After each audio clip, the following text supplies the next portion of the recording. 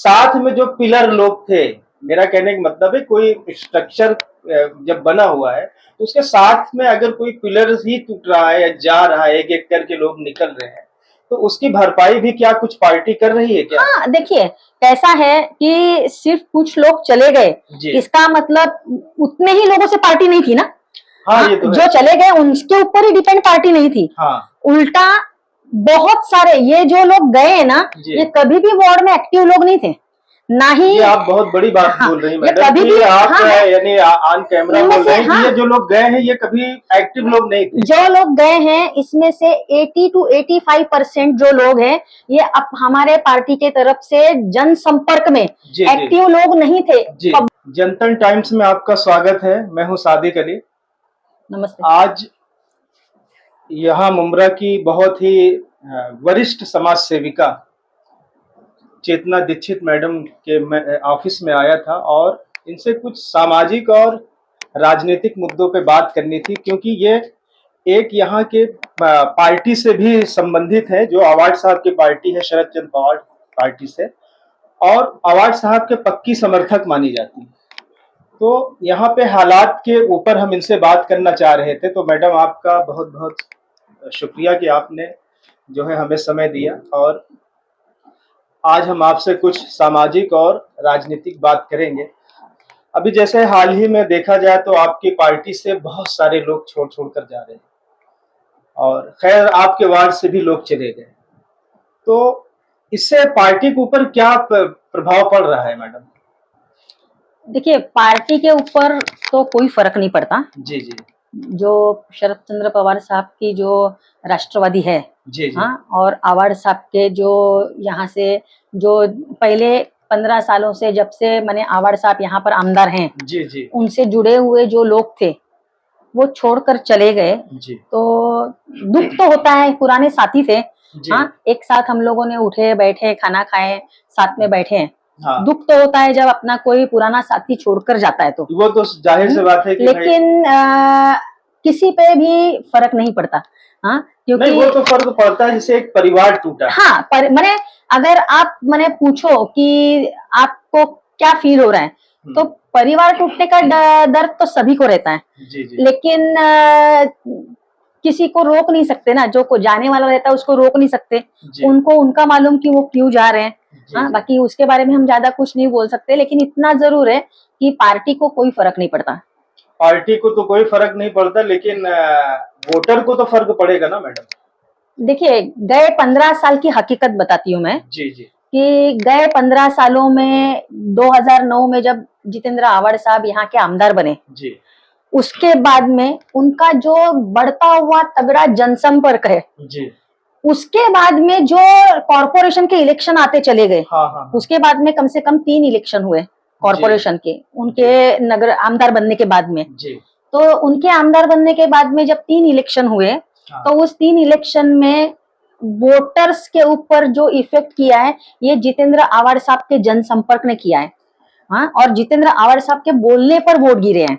नहीं, उनकी पॉपुलैरिटी तो हम जानते हैं कि हाँ, वो काफी पॉपुलर नेता है, क्योंकि 15 साल से जो आदमी एक ही जगह पे आमदार हो, विधायक हो, तो उसकी पॉपुलैरिटी हर एक आदमी जान जाता है कि भाई अवार्ड साहब अवार्ड। हाँ, तो लेकिन मामला यह है कि साथ में जो पिलर लोग थे, मेरा कहने का मतलब है कोई स्ट्रक्चर जब बना हुआ है तो उसके साथ में अगर कोई पिलर ही टूट रहा है या जा रहा है, एक एक करके लोग निकल रहे हैं, तो उसकी भरपाई भी क्या कुछ पार्टी कर रही है क्या? हाँ, देखिए कैसा है कि सिर्फ कुछ लोग चले गए, इसका मतलब उतने ही लोगों से पार्टी नहीं थी ना।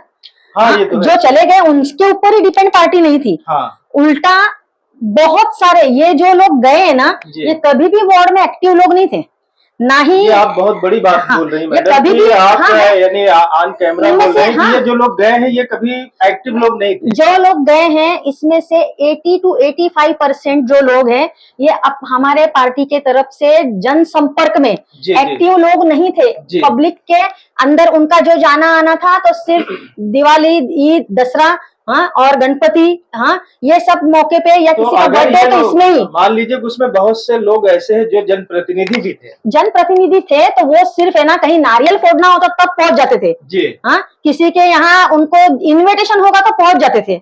हाँ, जहाँ पे शो शाइनिंग का, फोटोग्राफी का काम था, वहां पहुंच जाते थे। लेकिन मुझे नहीं लगता कि कभी उन्होंने जनसंपर्क किया कि भाई आपके मोहल्ले में तकलीफ क्या है, मैं आपका प्रतिनिधि हूँ, मुझे बताओ। हाँ, ऐसा उन्होंने कभी भी संपर्क नहीं किया। मैडम आप ये बहुत बड़ी बात बोल रही हैं। मैं एकदम ऑन कैमरा पूरे जिम्मेदारी से बोल रही हूँ कि ये जितने लोग गए हैं, ये लोगों ने कभी भी इसमें से, मैं बता रही हूँ, जो 100 लोग समझो गए हैं, हाँ, तो 100 में से 85% लोग ऐसे हैं कि जिन्होंने कभी भी अपने जीत के आने के बाद में, हाँ, एरिया का सोचा ही नहीं। नहीं, मेरा कहने का मतलब है अगर वो गए ही नहीं तो वो जीते कैसे? मैं बता रही हूँ ना, यहाँ इनको जिताने में आवाज साहब का हाथ था। हाँ? आवाज साहब, यानी लोगों ने आवाज साहब को वोट दिया। आवाज साहब ने खुद जिम्मेदारी लिए थे, मेरे तरफ देख के इनको वोट दो, हाँ, अगर इन्होंने काम नहीं किया तो मैं करूंगा। इसीलिए तो जब ये काम नहीं कर रहे थे, इसीलिए तो कुछ लोग बोलते हैं ना कि हमको काम नहीं करने देते थे, ये उनका झूठा दावा है। शानू को कोई रोक रहा है क्या काम करने से? कर रहा है ना? जी। हाँ? हाँ। अगर ये चाहते तो ये भी कर सकते थे, तो जब ये नहीं करते तो उनका काम, नगर सेवक का काम आमदार को करना पड़ा, जो भी किए वो, क्योंकि उन्होंने उनके बलबूते पे वोट मांगे थे। हाँ, तो काम तो हो रहे हैं, नगर सेवक वाले काम हो रहे हैं, हाँ, लेकिन वो ये लोग नहीं कर रहे, ये करते नहीं थे, करके हमारे साहब ने किए। मैडम मैंने एक चीज और जो है, यानी लोगों में चर्चाएं इस तरीके से है कि इस बार चेतना मैडम भी नगर सेवक के लिए आ सकती है, और ऐसी चर्चाएं हैं क्योंकि ज्यादातर लोगों का ये कहना है कि जमीन खाली हो चुकी है और आवाज साहब को जो है, क्या कहते हैं, आवाज साहब इस बार जो है कोई बड़ा डिसीजन लेंगे। देखिए, आवाड़ साहब और आवाड़ साहब के वरिष्ठ लोग और पक्ष के हिसाब से, हाँ, वो लोग तो योग्य डिसीजन लेंगे ही। हाँ, क्योंकि उनको पक्ष रन करना है। नहीं, मैं आपका मोटिव जानना चाहता हूँ, अगर ऐसा होता है तो क्या आप इसके लिए तैयार हैं क्या? देखिए, मैं हमेशा से आवाड़ साहब की समर्थक हूँ और मैं गए 15 साल से दावेदार हूँ इस संजय नगर एरिया से। मैंने 31 नंबर, अभी का 31 नंबर पैनल, इस पैनल से मैं गए 15 साल से दावेदार हूँ। हाँ। लेकिन हमेशा से ऐसा ही हुआ कि कोई नए चेहरे आके टिकट लेकर गए, किस हिसाब से वो पॉलिटिकल गणित में बैठे मुझे नहीं मालूम। आप जो है, मैं आपसे पूछना कह रहे हैं कि आप कोई भी आके टिकट लेके गया तो क्या वो समन्वय बना करके टिकट नहीं दिया जाता था क्या, जैसे ऐसे ही दे दिया? नहीं, मैं ये नहीं बोल सकती, मैं वही बोल रही हूँ कि मुझे नहीं मालूम उस वक्त क्या हालात, उस वक्त के पॉलिटिकल गणित क्या थे। हाँ, क्योंकि आफ्टर ऑल नंबर देखे जाते हैं, सब चीज देखा जाता है। पॉलिटिकल टिकट बांटने के टाइम पर कुछ अलग कैलकुलेशंस होते हैं। हाँ, सिर्फ सोशल वर्क यही एक क्राइटेरिया नहीं होता है। अगर सिर्फ सोशल वर्क ये क्राइटेरिया रहता, तो आपने क्या दावेदारी की थी क्या कभी, या आपने कभी बात किया था क्या? जी, मैंने मांग तो की। इससे ये माना जाए कि जो इस समय क्षेत्र में बात चल रही उसमें सच्चाई है कि आप दावेदार हैं और दावेदार थी?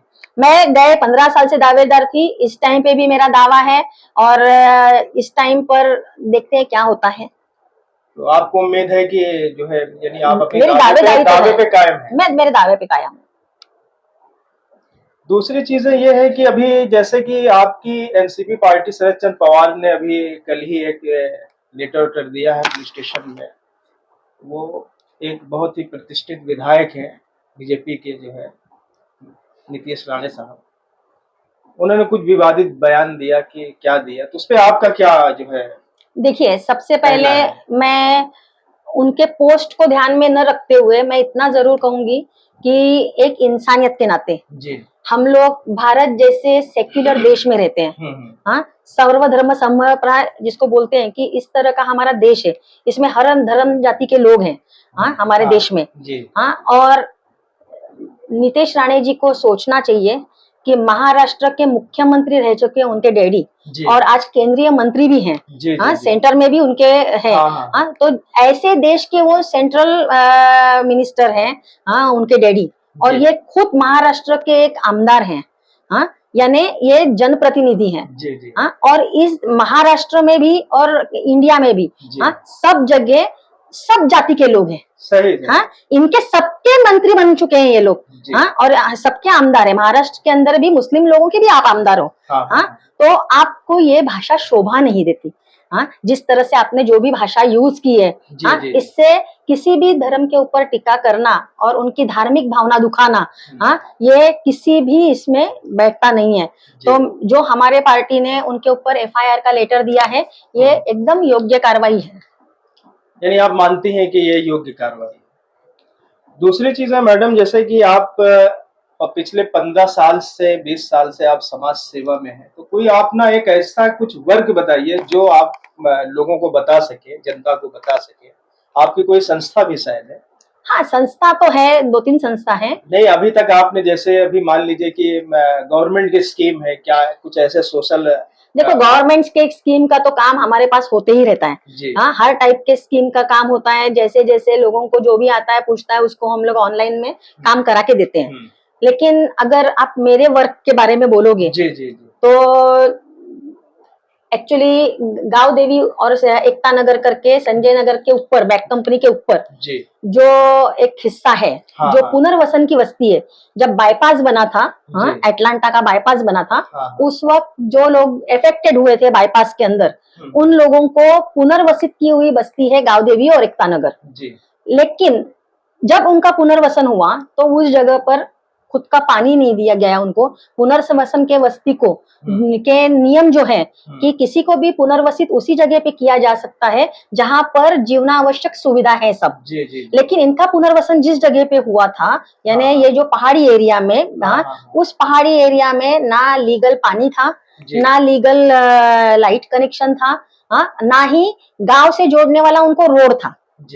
तो ये सब आपने जैसे पूछा कि मेरे क्या काम है, तो मैंने जैसे आप मान लीजिए आपकी एक इच्छा है कि हम भी जो है चुनाव एक बार नहीं, तो मैं वही बता रही हूँ, वो कुछ मटेरियल ऐसे होते हैं जो लोगों को बताना पड़ता है। क्या आपने कुछ सोशल वर्क में आपने क्या ऐसा काम किया है कि आप जनता के बीच में जाएंगे और उनका दिल जीत सकते हैं? जी, तो मैं वही वाला हाल हो जाएगा कि अवार्ड साहब ने जिताया है, आपको उसमें क्या योगदान है? मैं वही बता रही हूँ कि मेरा जो मूलभूत पाया है, हाँ, तो वो जो ये जो बस्ती थी, इनको पानी खुद का नहीं था, यहाँ पर कोई पानी माफिया था जो पानी दे रहा था। हाँ, यानी कॉर्पोरेशन का पानी चुरा के इन लोगों को पानी दे रहा था और खुद के घर भर रहा था। हाँ, पब्लिक से पैसा तो ले रहा है, हाँ, लेकिन पानी माफियागिरी करके, हाँ, और उधर के पूरे लोगों को पानी देता है करके उसको डर के रहते थे लोग। हाँ, तो वो माफिया है। हाँ, तो फिर मैंने यहाँ पर उपोषण करके, हाँ, वहाँ पर 6 इंची पाइपलाइन एक धरना प्रदर्शन किया, भूख हड़ताल की थी। किया था? हाँ, इधर संजय नगर गेट के ऊपर 2012 में पूरा उपोषण करके मैंने, मुझे खुद आमदार जितेंद्र आवाड़ साहब ने निधि देकर 6 इंची पाइपलाइन लेकर गए वहां पर। हाँ, तो मैंने इस बस्ती को पानी माफिया से मुक्त किया, हाँ, टोटली। हाँ, और आज वहां पर लीगल पाइप कनेक्शन, लीगल पानी कनेक्शन, घर घर लोगों को पानी मिल रहा है। साथ में ही बिजली माफिया थे, हाँ, मैंने उसके लिए बहुत सारे आंदोलन करके उसके ऊपर आवाज उठा के उस बस्तियों के अंदर कम से कम 19 पोल डाले और हर घर में लाइट मीटर दिया, हाँ, और लाइट का कनेक्शन दिया, जिसके वजह से आज घर के अंदर, हर घर के अंदर लाइट माफिया चला गया और खुद की लाइट लोग यूज कर रहे हैं। हाँ, उसके वजह से एक बात हुई, ये सब लोगों के पास में पानी का बिल आ गया, लाइट का बिल आ गया।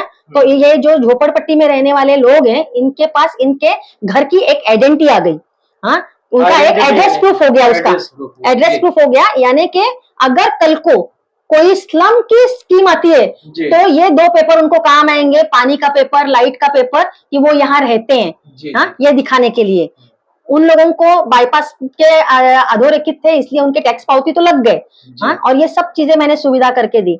साथ में बाद में जब गांव देवी को गांव से जोड़ने वाला, मुमरा गांव से जोड़ने वाला रोड की जरूरत थी, क्योंकि उस वक्त मैंने देखा कि मैं जब सोशल ये सब काम कर रही थी, तब देखा कि ऊपर की जो पहाड़ी की बस्ती है, इनको या तो गाड़ी से जाना है, तो रेती बंदर का जो बाईपास का टर्निंग है उधर से जाना पड़ेगा, या तो फिर वाई जंक्शन से या खड़ी मशीन से ऐसा जाना पड़ेगा अगर बाय रोड जाना है तो। और बाय रोड नहीं जाना है तो फिर पहाड़ी चढ़कर जाना पड़ेगा, जैसे कि पहाड़ चढ़ते हैं लोग, उस तरह से।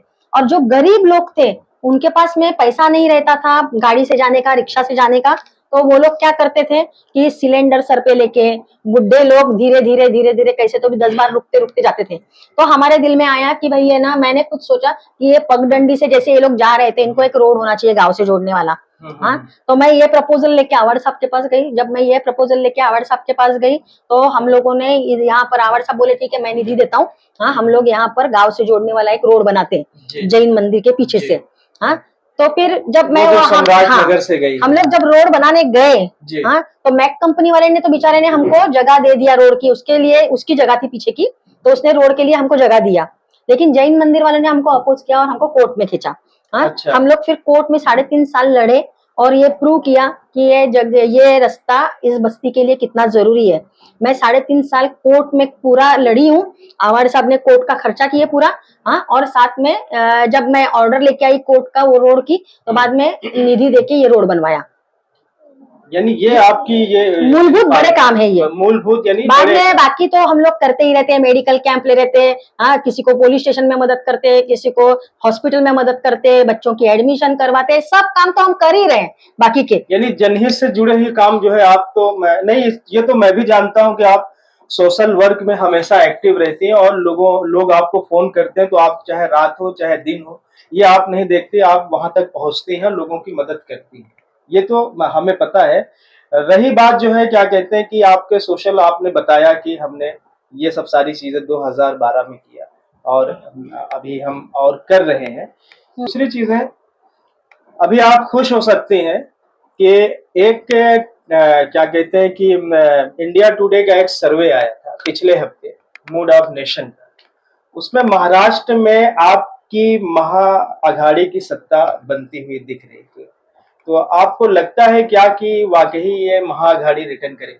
महाअघाड़ी रिटर्न भी करेगी हम, और महाअघाड़ी सत्ता में भी आएगी महाराष्ट्र शासन के अंदर, और डेफिनेटली हमारे स्थानीय आमदार मंत्री होंगे उसमें।